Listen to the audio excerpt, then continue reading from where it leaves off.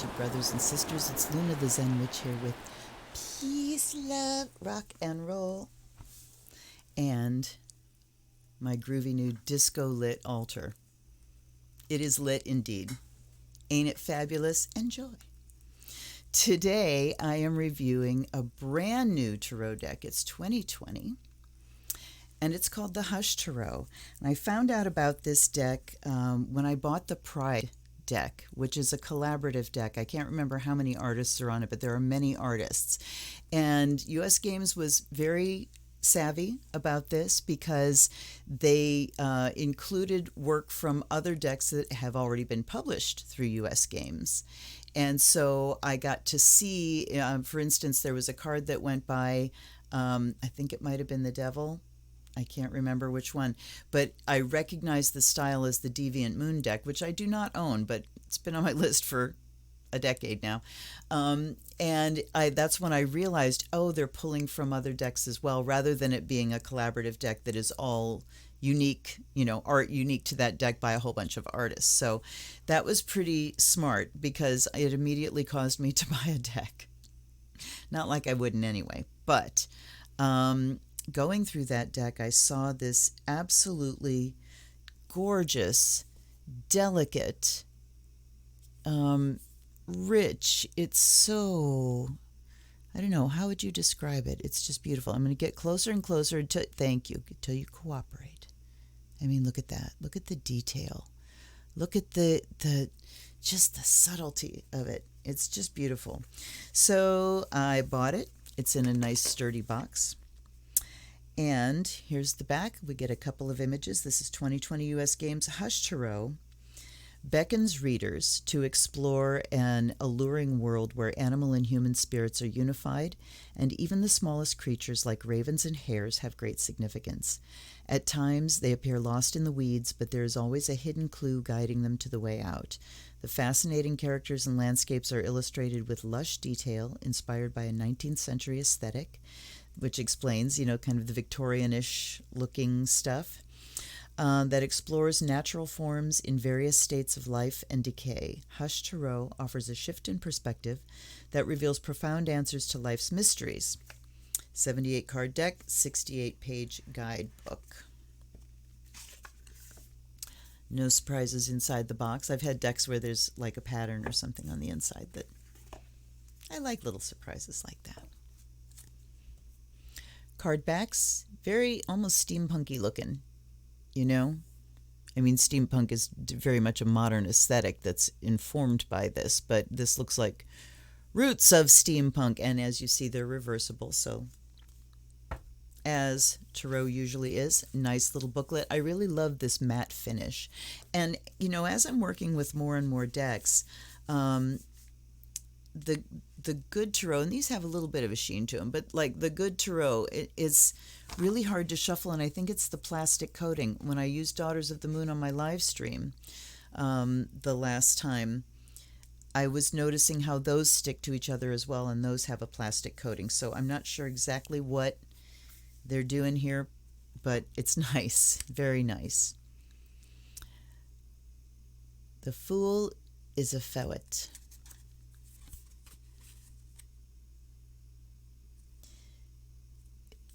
What do you notice about the Magician? The Magician is female. The Magician has just beheaded a wolf, it would seem. The High Priestess is also female. And she's got, a handful of birds? I'm seeing them larger now as I'm looking at my OBS here while I'm holding them up to the camera. And I mean, this is definitely a deck that you might want to go at with a magnifying glass because the images are really beautiful, and I will try not to spend too long on each one because I could get lost. Always a good sign with a new deck when you feel like you don't want to stop looking at the images and you could get lost in them because there's so much to see. There's a lot to be explored. Come on.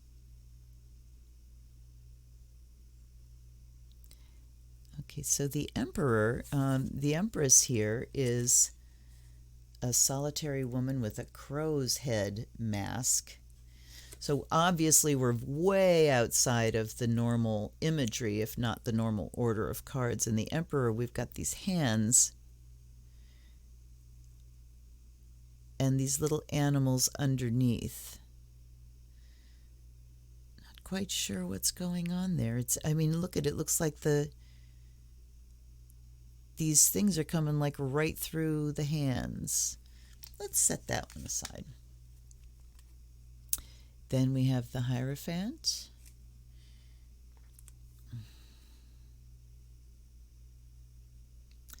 So there's a shield, and we have birds.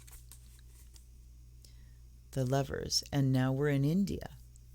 So this is definitely pulling from like the Victorian era when all that exotica and, animals, it was all about animals and plants and exotic cultures.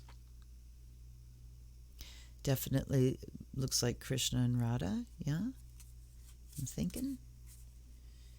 And then the Chariot, we've got a merry-go-round horse. But look at everything that's in each image. There are many things to kind of catch your eye. And this one kind of looks like a doll. They look like doll parts put together. And bats. Bats and moths. I mean, it's fascinating. And regardless of standard tarot imagery or not, it's just fascinating to look at. I am very attracted to these images. There's the Hermit, the owl.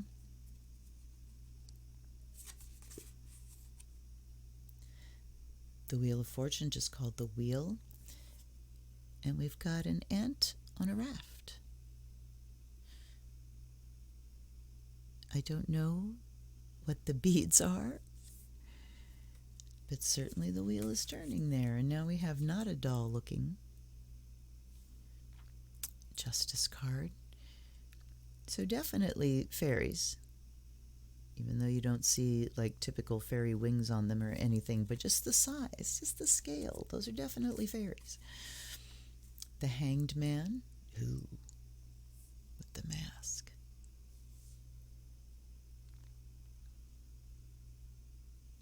So someone tangled up by the feet. Way different kind of image than the standard Hanged Man, which shows various stages of calm surrender and willing surrender. This looks like I'm kind of hung up.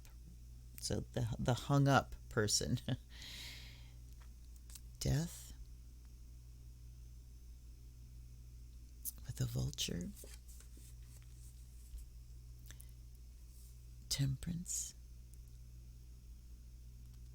Like I said, the delicacy of the drawings is lovely to look at.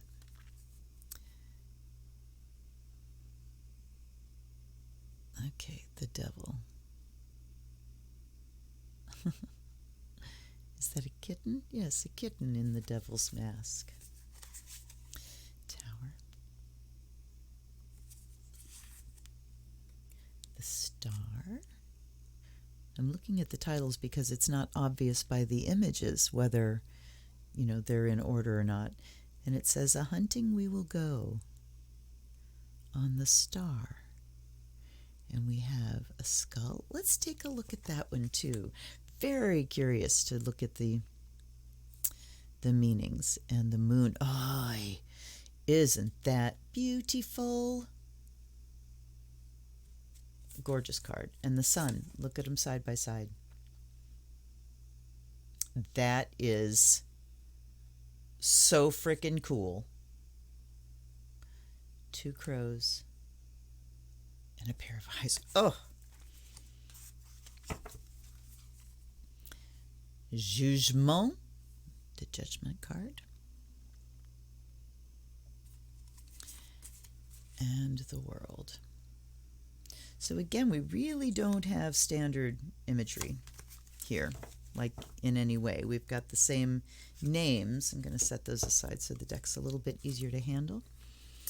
And then we're starting off with the Suit of Cups, which you can see at the top. The little symbol. And there's the Ace of Cups, the Two of Cups. This is a male author and artist, and it's definitely a really female-centric deck so far. Two of Cups, it usually talks about relationship, and we've got two women there that look like they might be more mother and daughter. You know, the Queen and the Princess, perhaps. And there's the Three. Riding naked on a billy goat with a hair next to your heels. Who hasn't done that? Here's the Four of Cups. She certainly looks a little disappointed. Or intent, stubborn. And there's the Five, so that certainly shows some stress and sorrow. Six, about reminiscences.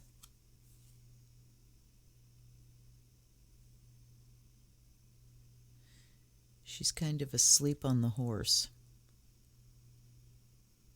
Is it a rocking horse? I don't know. Oh my gosh. Okay, then we have the Eight of Cups. This is I think this kind of deck presents an opportunity because the images are so different from the standard that you just can toss that away, take it on its own merit, work with the deck, read the author's intentions, and make it your own. Make it your absolute own. There's the 10. Here are the court cards. Page, Knight, many, many birds. Queen, oh my goodness, somebody likes Lord of the Rings. I love that crown. Ooh, I really like her. And the King. What's going on with the cup here? Interesting. I'll clip through a little bit quicker here. We got Swords. And there's the Ace on a unicorn. The Two. There's a little reminiscence of the blindfold there. 3. Creepy. There's definitely that Victorian stuffed dead animal creepiness to it, you know. 4 of Swords, definitely about taking a break or a rest. 5. Now these are a little more standard. Is that the 5? Yes, the 5. So that kind of victory and defeat stance. I am seeing shades of the standard. The being in a boat for the 6. The 7 Thief card. The 8. The 8. The blindfold is alluded to there because her eyes are closed, but she's got flower buds all around her instead of swords. The 9, certainly looking at the turmoil going on there. And the 10, defeat and oppression. So the swords really kept with the imagery of the suit more than the cups did, I feel. I do. What did you think? Maybe I just wasn't really looking at them closely enough, but that means it wasn't really obvious. Okay, here's the Page of Swords. Female. The Knight. Hard to tell. The Queen. And the King, who isn't even human, who is a bird. Very interesting. Just interesting choices that I'm curious about. All right. These are the pentacles. We have a dove. And the 2. The 3 cardinals.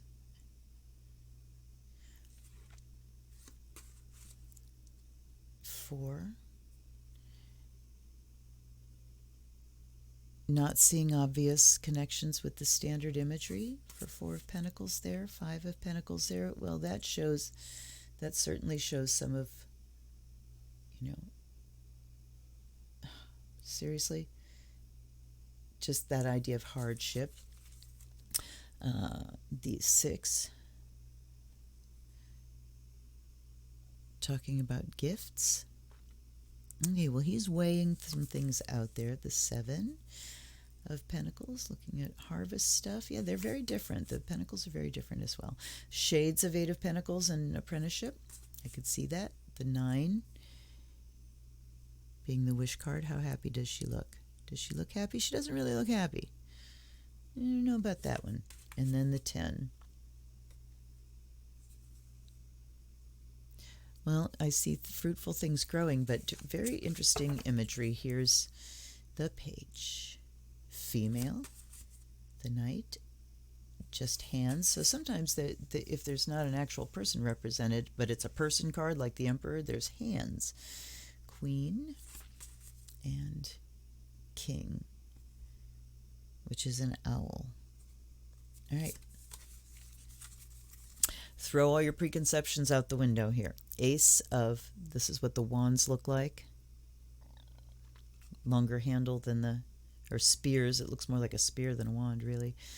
All right, there's the ace. Oh, like I said, there's that creep factor again. I love it. I just love it. The 2 of wands. The 3.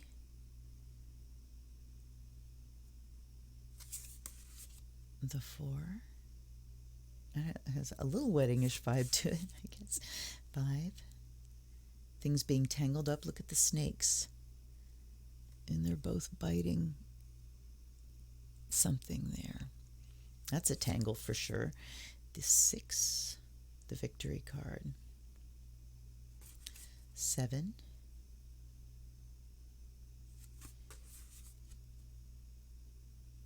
And the 8 of wands, which usually talks about energies moving quickly.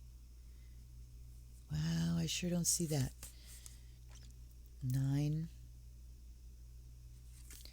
And 10 is a kitten. Mr. Hush, you're very interesting. A kitten who's like a war kitten for this fairy. I'd like a war kitten, please. There's a page of wands, the Knight, the Queen, and the King.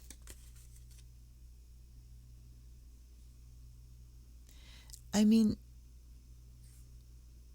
what is going on here? The King of Wands. Very, very interesting deck. Very interesting. Let's take a look at the book and these couple that I pulled out here just to see what is the haps there. Jeremy Hush is the sole author and artist for this deck. Let's see how long the introduction is. We can read this. Let's get into his mind. The creation of this tarot deck has been a lifelong odyssey of personal experiences. For crying out loud. Okay. My cards keep sliding. I can feel them. All right. Odyssey of personal experiences. Hush Tarot represents a specter of dreams, a destination without end, a compilation of creativity and personal inspiration.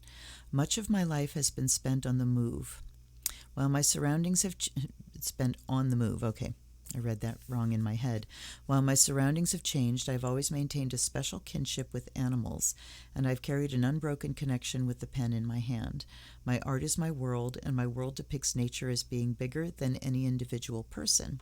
So maybe these aren't fairies in the pictures, just big nature, where the smallest creatures look down on us. It's a place that feels like home but still has an element of danger, adventure, and mystery. The element of mystery has drawn me to the tarot, with its unknown origins and its depth of symbolism and hidden meanings, yet the cards can speak to absolutely anyone in a very personal way. In Hush Tarot, my characters are always on a journey. They appear lost in the weeds, but there's always a hidden clue guiding them to the way out. There is meaning in the direction they walk, and an expectation for every turned glance. All right, he's telling us there that everything he put in there you can derive meaning from each of the elements that he put in the picture. I'm hoping my creativity will inspire readers to follow their own imagination and lead more productive and creative lives. a worthy cause. Hush Tarot weaves the lives of animals and humans together on common ground and equal footing. The animal and human spirit are unified. The idea of spirit animals figures significantly in this deck. They act as guides with characteristics that we all relate to. The smallest creature can have the largest impact. The greatest question can be answered by the slightest shift in perspective. Tarot is a piece of history that has endured through the ages. As the world grew and changed, Tarot has survived and has been interpreted by artists of all kinds. It has been a lifelong dream of mine to be a part of this legacy. Well, you are, Mr. Jeremy. Mr. Jeremy. I don't know if any of you grew up or had kids that grew up watching the Beatrix Potter series. Oh, Mr. Jeremy. Jeremy Fisher. Okay, so I pulled out a couple just to see how they were described. So we have in the major arcana, there's just upright and reversed for each card. There's not like a separate image description. And we do have keywords at the beginning. So the Emperor says upright, confident, daring, resolute, strategic thinker. Confident, daring. See, I would just have to look at these cards, reading the keywords and absorbing the imagery and letting it connect. Okay. The Grackle's bold figure is a reminder to be brave in one's decisions. This card deals with control of one's emotions and the fortitude to see through the structures and rules set by others. While some wear masks and fall into line, the Grackle is able to make its own mark. His path of determination and resilience is clear. Okay. Let's see what it says reversed. Overbearing views, blind to others' needs, controlling, unreasonable. The Emperor might suggest there's an abuse of power going on. Your actions may be destructive to the well-being of others around you, perhaps even crumbling their foundations. The mask you wear, so maybe that's, I don't know, crumbling foundations. The mask you wear hides your true intentions. Your will to be among the others may be shadowed by your rigid thinking. An open mind and open communication is needed with those around you. So I do see, the essence of the Emperor card being more, I don't think so much confidence as authority. The confidence comes from the fact that I am empowered and I have authority and I make decisions, kind of thing. But certainly interesting. I like the little meanings. I can get a lot out of those. Let's take a look at the star. With the little banner that says, "A hunting we will go." How, and the skull and the how, why, how. Okay. Inspiration, enduring life's challenges and difficulties.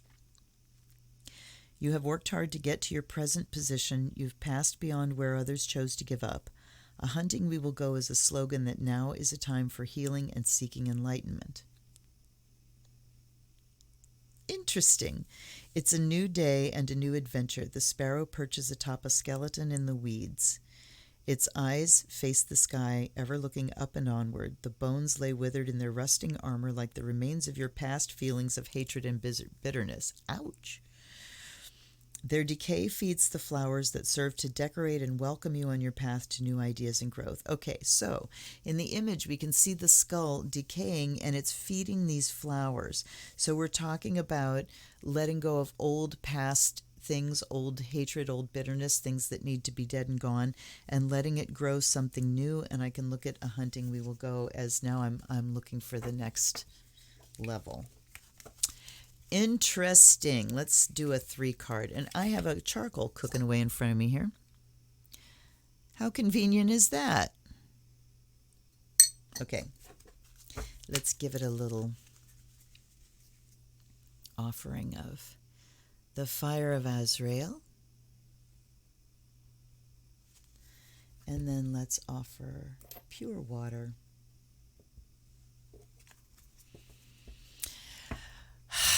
Guides and guardians, ancestors and fairies, come on in. This is, it's a stiffer deck than you'd expect, but it shuffles very nicely. This is one that'll loosen up with use. And I had somebody tell me the good tarot loosens up with use too, that they get a little slipperier. And we'll find out. But I'm glad I can shuffle a deck the way I like to shuffle a deck. Dang it. All right. Now, they want me to do it again.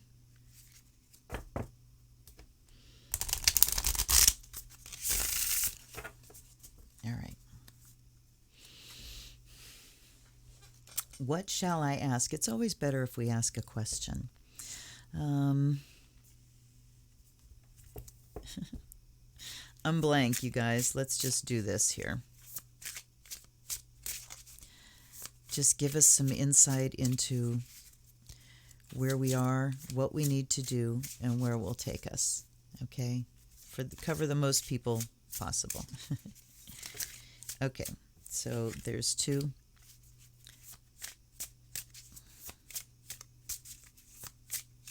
All right, 3 more, and then 1 off the top. So there's the 3. I didn't put the majors in. Oh, you guys, I swear to God. Okay. See what happens when I step outside my routine. Oh, now it's a much thicker deck. No wonder it was so easy to shuffle. And it still shuffles very nicely. Bravo US Games. I'm noticing that it's not US Games decks that I'm having issues with as far as packaging, size. I think it was the Mystic Shaman deck that was just way over packaged, and then we've got decks that are very difficult to handle and shuffle. And US Games, I like what you do. And Los Garbeo, I like what you do too. Not that I don't like the others. There's fabulous decks.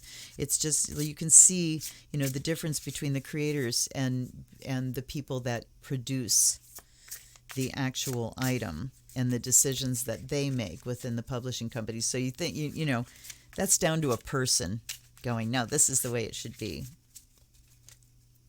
Looking at you. Okay. Here we go. They feel done to me.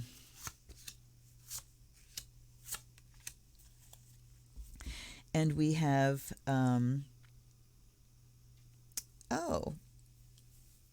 I turned things around. I put the majors in the other way. Interesting. Let's read them as is. So we have the 10 of Cups and the 4 of Wands, and then we have the World. 10 of Cups up first. And we're reading reverse, but I'm going to read the whole thing. These meetings are short, and it'll be a nice comparison for upright and reversed. 10 of Cups, upright is harmony. The heron is a bird of great wisdom. He's powerful in flight and purposeful in his stride. Content in their environment, herons take their time in their outlook on life. Every moment is to be enjoyed. So yes, 10 of Cups, enjoyment of life, absolutely, happy life. Reversed is animosity. Things are not going as planned. Emotional connections are being blocked. All right, I'm going to read all of them and then we'll put it together because I definitely got a kind of a wallop on that one. The Wands are the last of the suits in the book, in the order in the book. Okay. 4 of Wands. Upright is celebration of accomplishments. This is a time, okay, think of the standard 4 of Wands. It's got the couple building kind of like a marriage canopy or, a little bower or something. So marriage, collaboration, putting your creative energies together with someone else. This is a time for celebration and remembering all those who have helped along the way. The way has not always been smooth, but you've handled all the thorns and now reap the beauty. So celebration of accomplishments. Reversed then is loss of perspective. Your gains are ill-gotten because others may have been hurt. And that's all it says. Ill-gotten gains. So I guess this upside down, it's kind of like the price of that achievement. Where's the price of achievement? And then the World card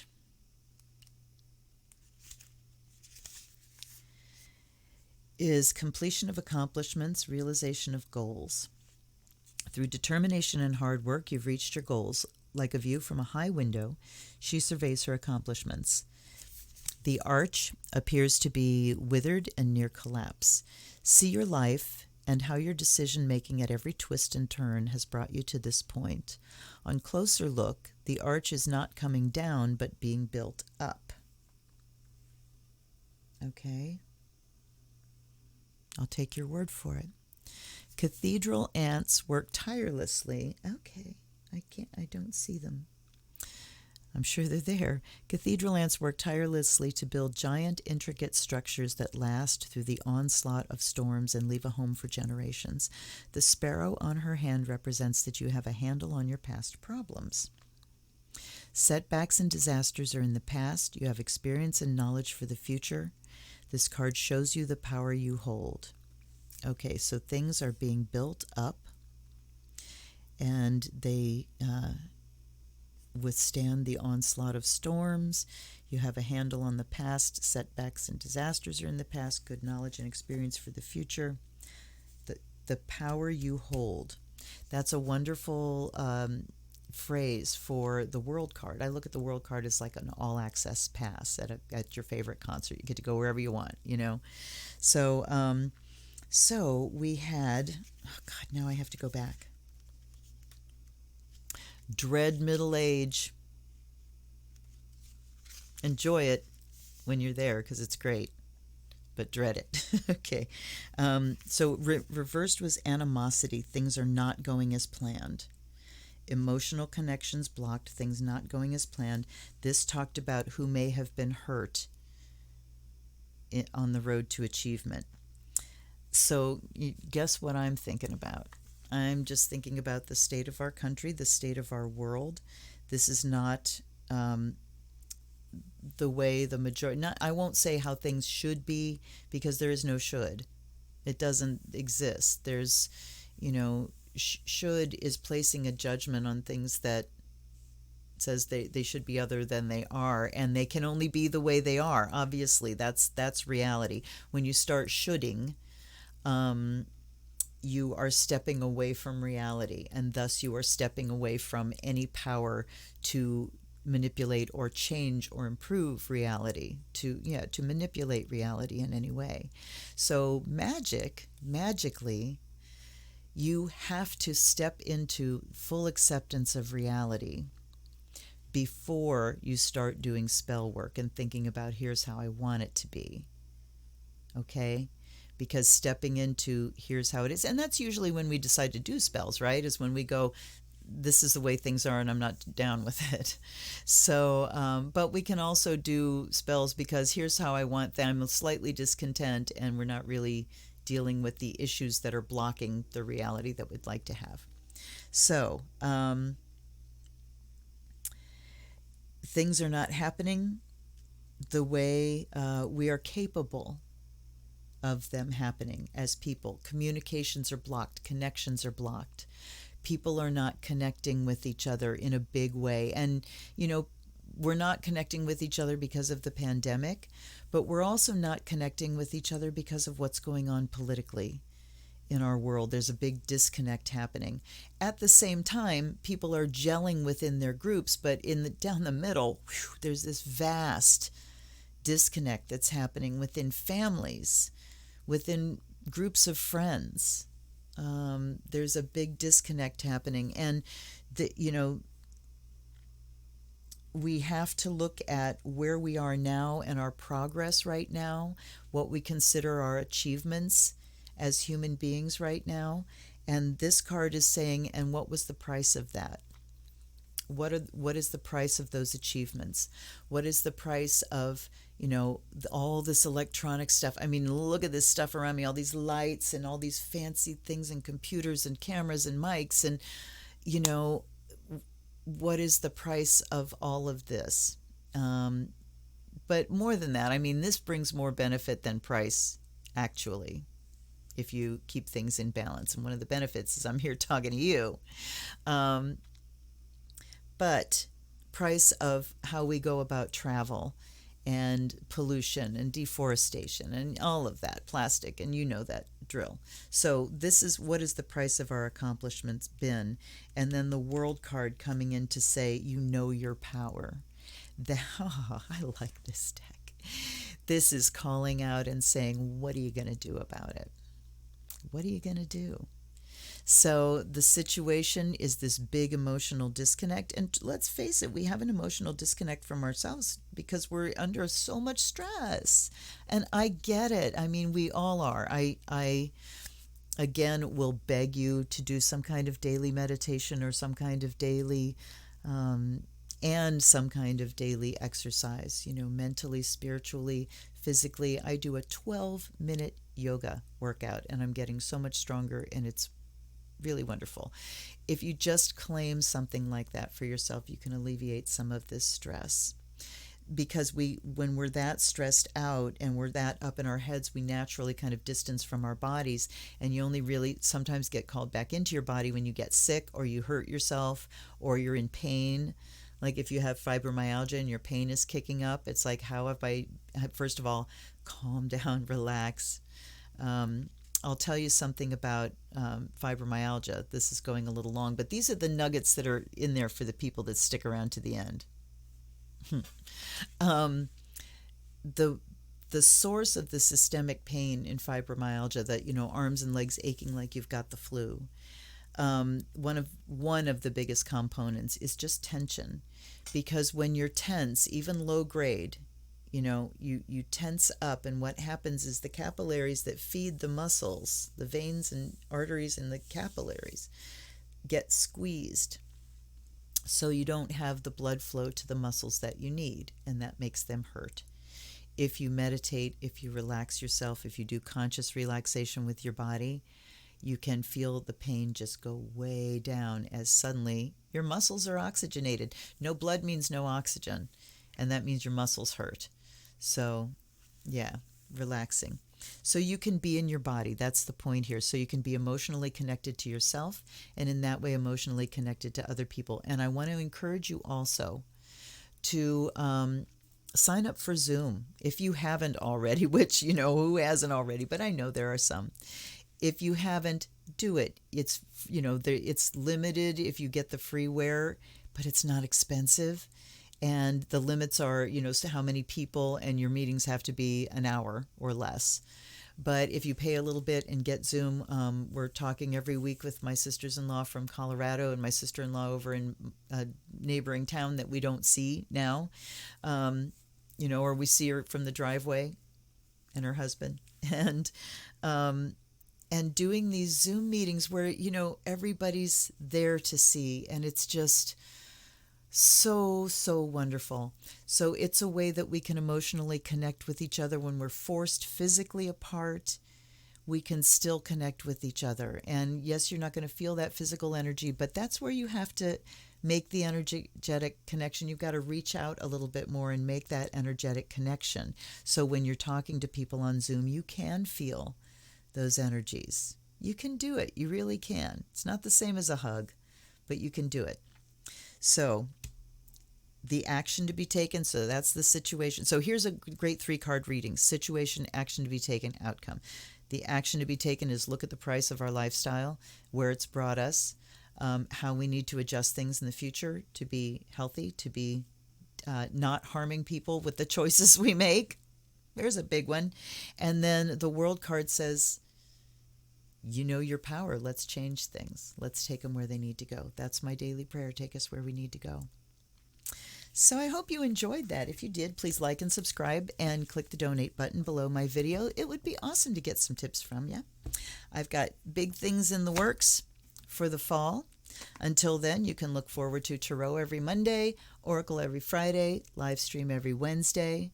Please feel free to comment and let me know what you'd like to hear about. If you have a deck you'd like me to unbox, and it's in my collection, you'll get that pretty immediately. If it's not in my collection, it's down to the U.S. mail. By the way, buy stamps and use the U.S. mail. I like shipping things, and I do it priority because they need the money right now. We need to pull out our postal service.